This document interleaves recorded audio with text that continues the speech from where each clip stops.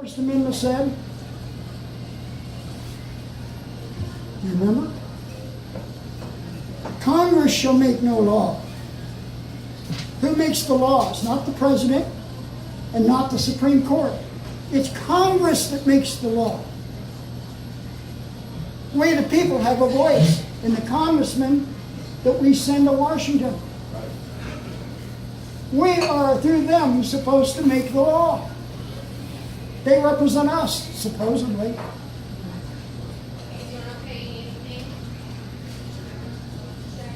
But now, there is an agenda at work, and I'm going to tell you just plain, direct from the heart, these people are un-American. They're not constitutionalists. They are trying to push through an agenda that flies in the face of everything the United States has stood for from its foundation, and they're doing it because they can't attack the First Amendment directly.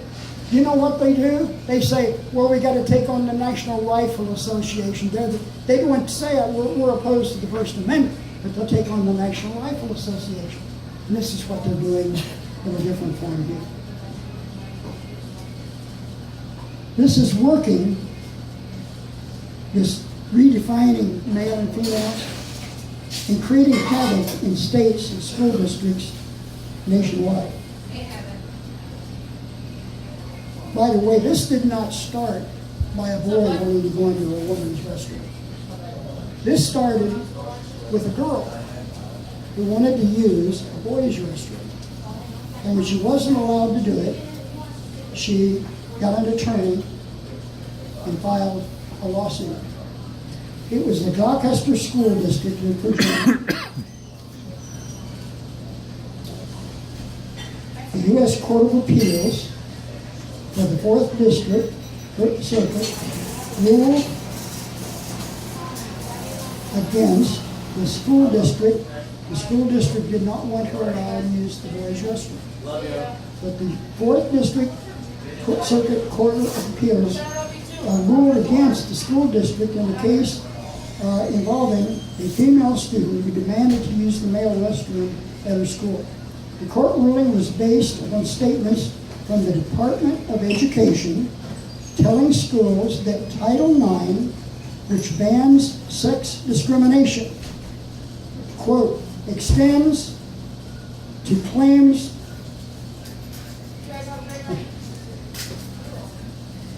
of discrimination based on gender identity. Here is one of the left's big power sources today, identity politics. It's like sexual politics back in the 60s and 70s. Today it's identity politics. It's based on gender identity, not what you are based on birth, but what you feel like you are today. While the court did not order that the female student be granted access to the male facilities, it did determine, now listen to this, that the Department of Education's new interpretation of Title IX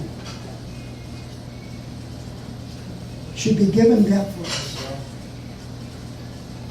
So the court said, we're not going to force her to go into that restroom, but they urged public schools to show deference to the Department of Education's new definition.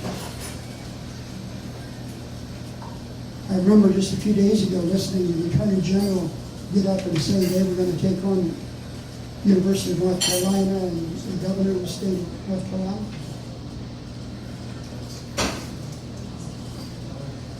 And she said it with such hostility. She's pushing an agenda. And she said, I know people are uncomfortable with change, but this is the way it has to be. These are agents of change in our society that are doing through their power,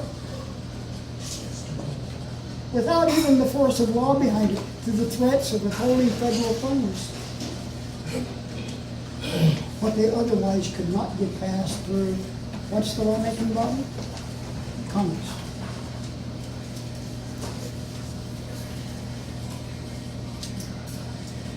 So schools should defer to this new definition. It's not, it doesn't have the force of law behind it. If you're willing to withhold federal funds from the state of North Carolina, in any state, every state, private and public businesses. The ruling also prevents the school district from enforcing its policy that protects students' privacy by reversing restrooms and changing areas for members of the same biological sex. You've seen those doors that have the male and the female ones, and what do they call those restrooms? Unisex. Unisex. But it doesn't mean up till now that woman and man can be in there at the same time. Now that's bad enough. But I can live with that. But to say now, and this is talking about at the same time.